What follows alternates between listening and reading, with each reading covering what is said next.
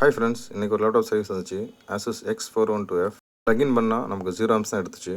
Check பண்ணால் நமக்கு 20 volt வந்து ஃபஸ்ட் மாஸ்ஃபெட்டை தாண்டி உள்ளே வரல. ஏன் அதுக்கு கேட் வரல அப்படிங்கிறத வந்து நான் டயக்னைஸ் பண்ணி பார்த்தோம்.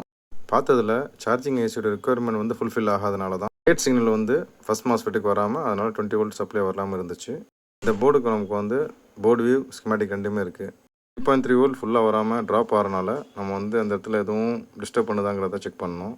ஓம்ஸ் வேல்யூ செக் பண்ணி பார்த்தா தெரியும். அது ஓம்ஸ் வேல்யூ பார்த்ததில் வந்து ஓம்ஸ் வேல்யூ ரொம்ப ட்ராப்பாக இருந்தது. அந்த ரெசிஸ்டருடைய கனெக்டிவிட்டி வந்து நமக்கு வந்து ஹீட் சிங்க் கீழே ஒரு கேப்புக்கு போணுச்சு. அந்த கேப்புடைய ஓம்ஸ் வேல்யூ பார்த்தா ரொம்ப கம்மியாக இருந்தது. கேப்புடைய ஷார்ட்னால தான் நமக்கு வந்து வோல்டேஜ் ட்ராப் ஆகிருக்கு. அந்த கேப்பை ரிமூவ் பண்ணிவிட்டு ரெசிஸ்டன்ஸ் வேல்யூ இன்க்ரீஸ் ஆயிருக்கான்னு பார்த்தா இன்க்ரீஸ் ஆயிருச்சு. ப்ளகின் பண்ணோம் அப்படின்னா 19 வோல்ட் வந்து அந்த ஃபஸ்ட் மாஸ்ஃபெட்டை தாண்டி வந்துருச்சு. போர்டும் அப் ஆயிடுச்சு. ரிமூவ் பண்ண கேப்பை ரீப்ளேஸ் பண்ணிட்டேன். ப்ளகின் பண்ணிவிட்டு பார்த்தோம் அப்படின்னா போர்டு ஆன் ஆயிடுச்சு. டிஸ்பிளே வந்துருச்சு. Interesting motherboard service video பார்க்குறதுக்கு சேனலை சப்ஸ்கிரைப் பண்ணுங்கள்.